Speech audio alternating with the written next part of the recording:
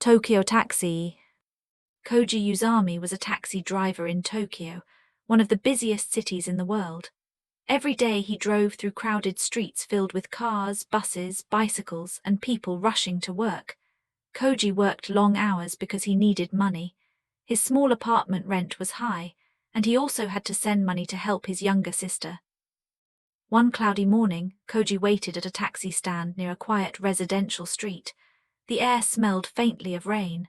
After a few minutes, an elderly woman slowly approached his taxi. She wore a neat grey coat and carried a small suitcase. Koji quickly stepped out and opened the door. "Good morning," he said politely. The woman nodded but did not smile. She sat down in the back seat. "Where would you like to go?" Koji asked. "To a nursing home in Hayama," she said in a firm voice. "My name is Takano Sumaya." Koji entered the destination into the taxi's navigation system.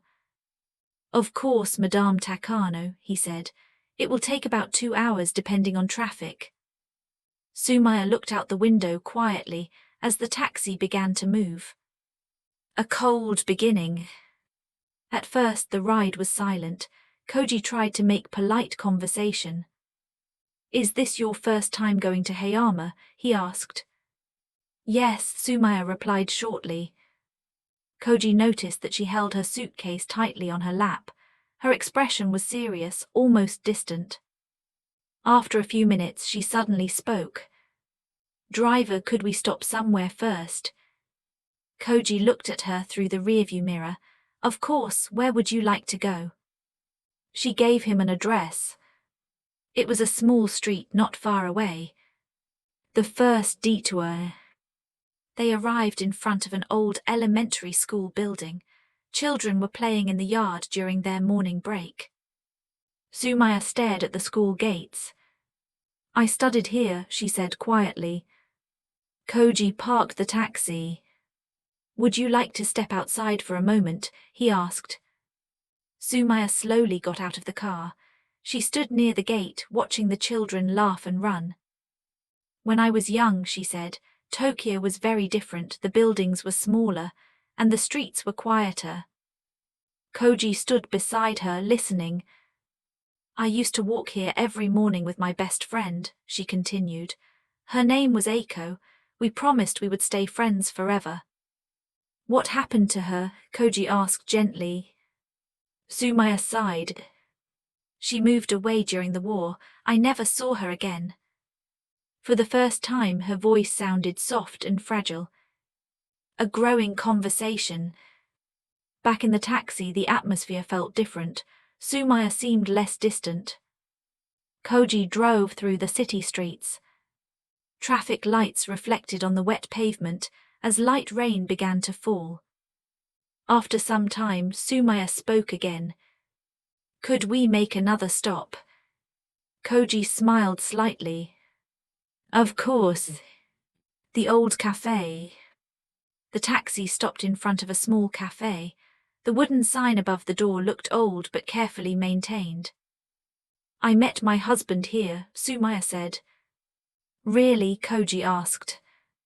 "Yes," she said, her eyes bright with memory. "He spilled coffee on my book." Koji laughed.